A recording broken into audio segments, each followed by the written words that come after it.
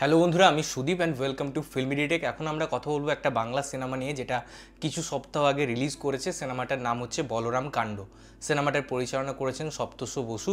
তো এই সিনেমাটা আমার কেমন লাগলো দেখুন। এই সিনেমাটাই যদি আমি গল্প নিয়ে কথা বলি, তো বেসিক্যালি একটা প্যারেন্টিংয়ের গল্প আছে। বাবা মা সেপারেট হয়ে গেছে এবং তার মেয়ে 18 বছর বয়সে বিয়ে করতে চলেছে তাদের বাবা মাকে না জানিয়ে একটা রিসোর্টে, এবং সেখানে তার বাবা মা যাচ্ছে মেয়ের বিয়ে ভাঙার উদ্দেশ্যে, এবং সেই কাজে তারা সফল হয় কি না হয় এটা নিয়ে থাকছে এই সিনেমার গল্প। এবারে এই সিনেমাটার কী কী জিনিস ভালো লাগলো, কী কী জিনিস ভালো লাগলো না, এইসব বিষয়ে আলোচনা থাকবে। দেখুন, এই সিনেমাটাই পরিচালক ইন অ্যান্ড আউট একটা কমার্শিয়াল অ্যাপ্রোচ রেখে তার সাথে কমেডি ব্যাপারটাকে ইন অ্যান্ড আউট প্রেজেন্ট করতে চেয়েছে, এবং সেখানে আমি বলবো কিছু কিছু জায়গায় তিনি অবশ্যই সফল, বাট আরও কিছু জায়গা আছে যেগুলো অনেক বেশি ইমপ্রুভ করার এরিয়া ছিল। তো আমার মনে হয় কনসেপ্টটা ভালো ছিল।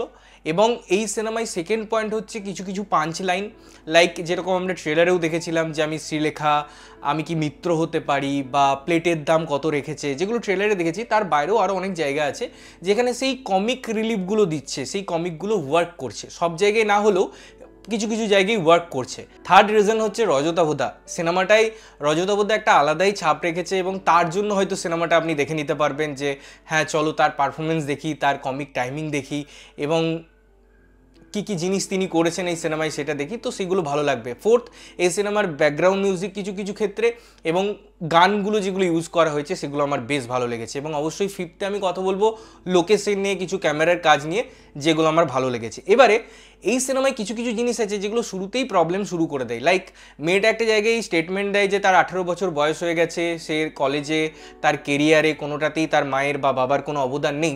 টেকনিক্যালি 18 বছর বয়সে কেউ কলেজ কমপ্লিট করতে পারে না, কেউ কেরিয়ার শুরু করতে পারেনি। সুতরাং আজকের পার্সপেক্টিভে আমরা যদি গল্পটাকে দেখার চেষ্টা করি, ইনফ্যাক্ট আজকেও 18 বছর বয়সে কেউ বিয়ে করতে চায় না।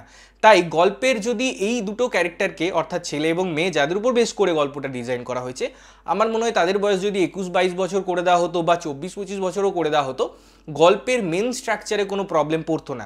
রাদার সেটা আরও বেশি আমাদের কাছে ভিজিবল বলে মনে হতো, সেটা অনেক প্র্যাকটিক্যাল বলে মনে হতো, যেটা এই বয়সটাতেই না সিনেমার প্রথমেই ওই প্রবলেমগুলো আসা শুরু হয়ে যায়। আপনার মাথায় এই জিনিসটা কাজ করে যে আজকের দিনে ছেলে মেয়ে 18 বছর 21 বছর বয়সে বিয়ে করে নিচ্ছে, মানে এটা কি সম্ভব, এটা কি বাস্তব? এই জিনিসটা আপনার মধ্যে বারবার কাজ করতে থাকবে।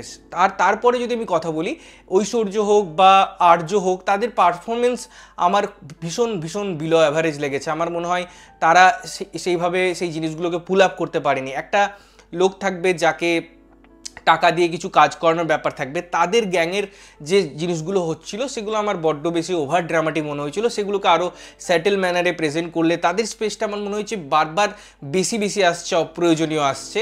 তো সেইগুলো যদি একটু কাট ডাউন করা যেত, তাহলে পরে সিনেমাটার লেন্থটা ঠিকঠাক হতো। সেটা স্ট্রেচ করতে গিয়ে একই জিনিসকে বারবার নিয়ে আসা হয়েছে, যেটা আমার কোনো কোনো অংশে অপ্রয়োজনীয় মনে হয়েছে। সপ্তসুধা পরিচালক হিসেবে আমি বলবো তার যে পার্সপেক্টিভ ছিল সেটাকে হয়তো অ্যাচিভ করার চেষ্টা করেছে, এবং কিছু কিছু ক্ষেত্রে পেরেছেনও।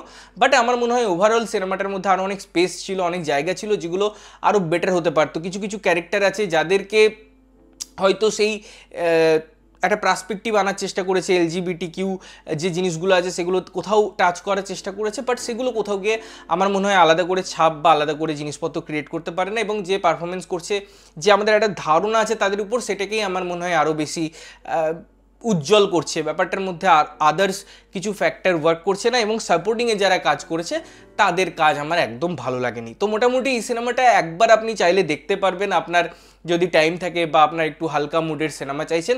আদারওয়াইজ সিনেমাটা আমি বলবো একটা ডিসেন্ট হয়েছে, আরও স্পেস ছিল, আরও জায়গা ছিল সিনেমাটা বেটার করার। এবং আশা রাখছি আমি সপ্তসুধার কাছ থেকে হয়তো আরও ভালো সিনেমা পরে পাবো, কারণ আগে সপ্তসুধার কয়েকটা সিনেমা আমার খুব ভালো লেগেছে। তো যাই হোক, এই ছিল আমার রিভিউ অ্যাবাউট বলরাম কাণ্ড। তোমরা যদি দেখেছো কেমন লেগেছে জানিও, না দেখে থাকলে দেখতে পারো এবং দেখেছে জানাতে পারো যে কেমন লাগলো। ততক্ষণের জন্য ভালো থাকবে, সুস্থ থাকবে এবং সবসময় ভালো জিনিস দেখবে। চ্যানেল যদি প্রথমবার দেখছো, লাইক কমেন্ট শেয়ার করতে হবে, সাবস্ক্রাইব করতে হবে, যাতে প্রত্যেকটা নোটিফিকেশন তোমাদের কাছে পৌঁছায়। দেখা হচ্ছে অন্য কোনো ভিডিওতে, ততক্ষণের জন্য টাটা।